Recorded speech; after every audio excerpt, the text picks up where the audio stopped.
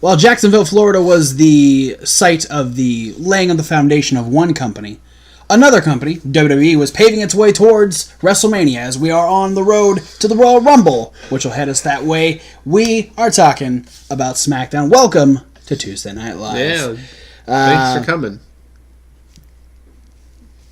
Yeah, thank you. We open up with Daniel Bryan telling us how terrible everybody is for drinking soda and eating hot dogs and plastic cups and glass full of water. You're just trying to adhere to the new Daniel Bryan? Oh. Well, you know who wasn't trying to adhere to the new Daniel Bryan? The guy who got mustard on his shirt?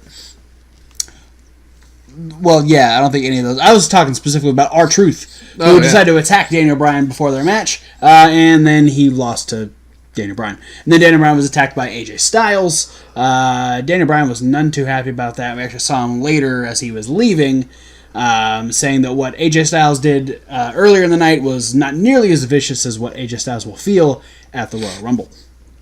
Then we had Andrade Cien Almas and Samoa Joe defeat Mustafa Ali and Rey Mysterio.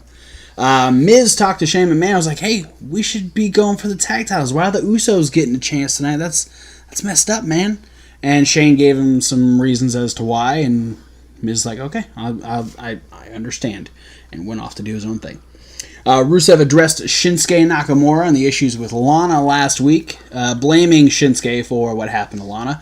But Shinsuke had a pretty convincing argument as to why it was Rusev's problem that Lana had gotten hurt. Rusev decided to take the situation to Shinsuke, and Shinsuke attacked him with a rolly cart and then beat the hell out of him in the back.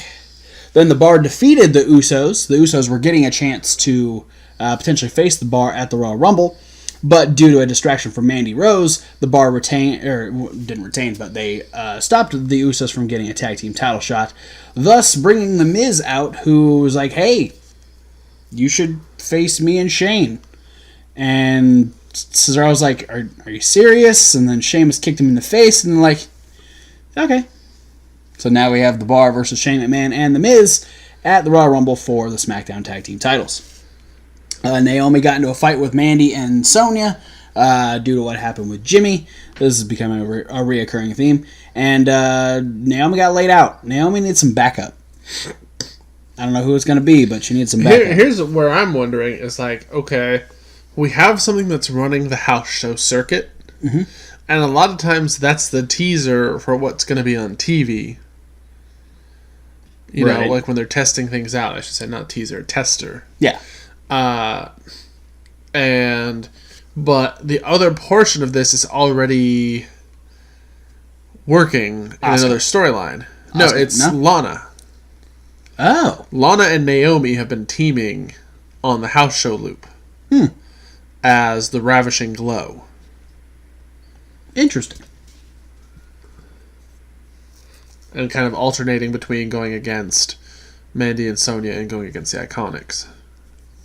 Well, I guess we'll see how that comes about. But keeping in the realm of the ladies, Becky Lynch defeated Charlotte and Carmella to punch her way to a title shot at the Royal Rumble. She will now face Asuka. And that was it for SmackDown. Short and sweet. To the point. Kevin Hawk, what'd you like?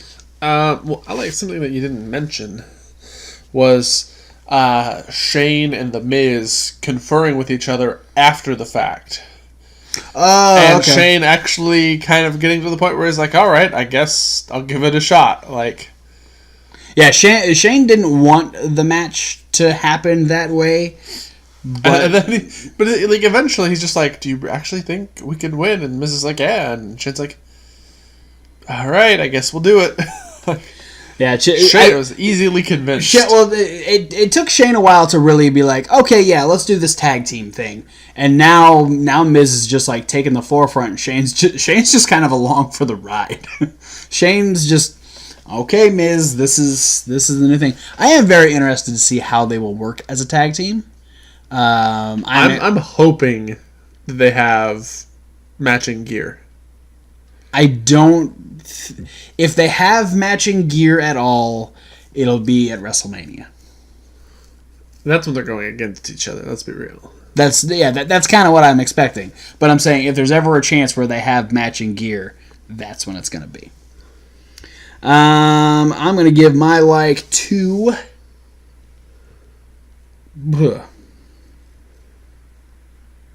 I'm going to give my like to the tag team number one contenders match, essentially.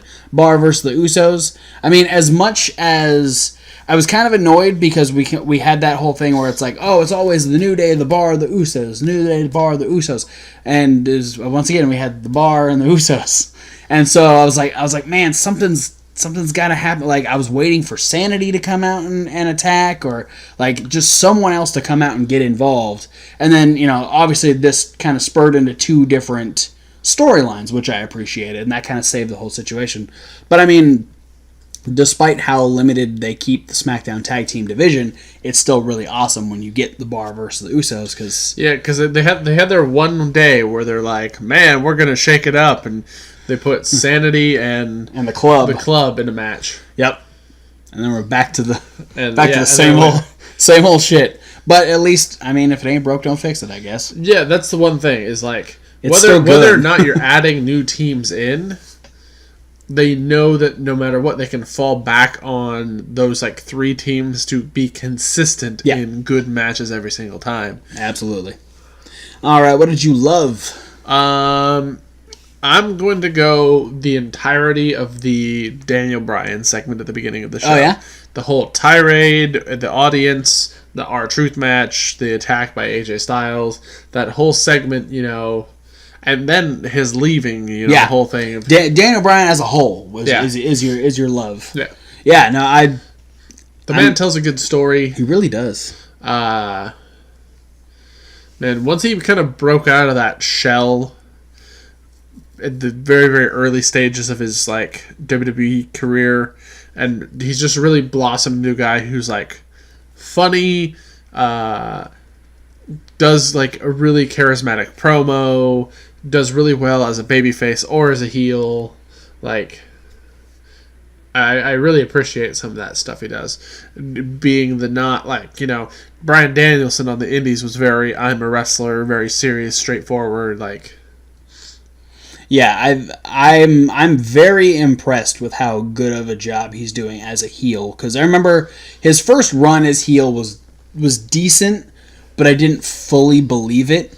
Like this Daniel Bryan, I believe, like just fucking hates people.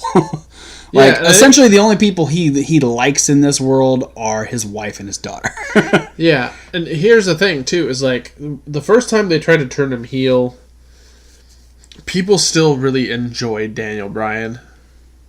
And not to say that people don't enjoy Daniel Bryan now. But I mean, like, he still was like a hot commodity, and was you couldn't really turn him heel because the fans were still so hard behind him. Absolutely. Now, what it was is you had this match where there's two guys who everybody loves, Daniel, AJ, and all of a sudden Daniel does a dick move and kicks AJ in the balls. Yep.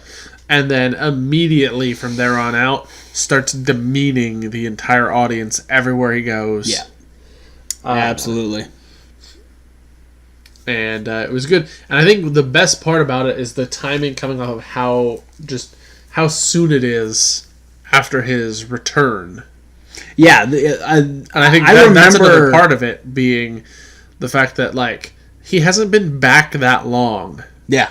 And so I think it stings. He's just now coming up on about a year. Yeah, and it stings more, I think, for the audience watching that it's so soon to see Daniel go bad. Yeah. And that's another one of the reasons why it works. Absolutely.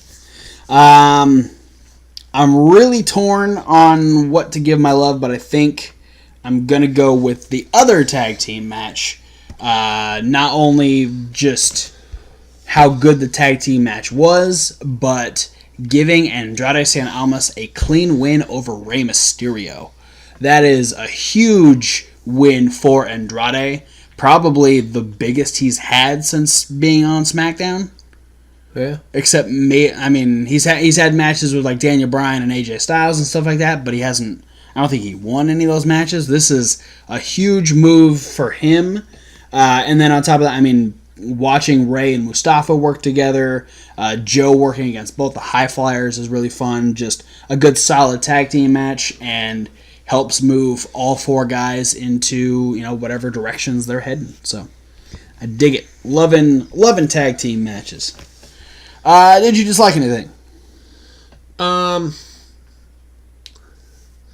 Not particularly. Me either. My one comment or concern or whatever is the Mandy Rose storyline. Okay. Because, my question is, what is the end game? I honestly think that it's more so a way. I think it's a personality build. It's Mandy Rose is going to use the fact that she is an unbelievably beautiful woman. She's going to just try and use that to force her way higher in the ranks of the women's division by just causing, starting with Naomi, who's a former women's champion. She's just causing Naomi to just lose her shit, which allows Mandy to get wins and whatnot over Mandy Rose, potentially for her and Sonya to go towards tag titles or whatever it might be. But it's just to get ahead of the rest of the women's division. It's to get her more noticed than the others. That's what I think. Because I don't think the team of Mandy and Sonya, since being taken away from Paige, they didn't really have anything else that was going to push them forward. Yeah. The small push they gave Sonya, because Sonya was starting to be a pretty dominant force in the women's division, but they cut that off so quick because they wanted to do the pseudo breakup storyline between the two. And then oh wait, we're gonna do tag titles, so let's put them back together. Yeah. So now it's okay, well we can't, we can have Sonya be dominant, but it's still that it's still the WWE way of hey, beautiful woman, look at her. This is what's gonna get her further, is her beauty. So it's that kind of thing. That's my take on it, at least. I don't mind the storyline itself. I mean, it's still fairly fresh. It's only been a couple of weeks since. Yeah, and I'm not saying it's going to be a bad thing. I'm just unless she comes out and the way you're saying it, unless she comes out and explains that, though, that's never really going to come across. That's fair, and like I said, I think it's more so just to get herself noticed. Yeah, and it's not. She doesn't have to come out and be oh, this is why. She doesn't have to come out and say, this is why I went after Jimmy and Naomi. It's I wanted to be. It's all about me. It's not that type of thing. It's just the more she can poke and prod at a former women's champion and one of the best tag teams on the roster and in the company, it puts a focal point on her because everyone likes the Usos and Naomi. So putting herself in good company gets the focal point put on her. I didn't really dislike anything.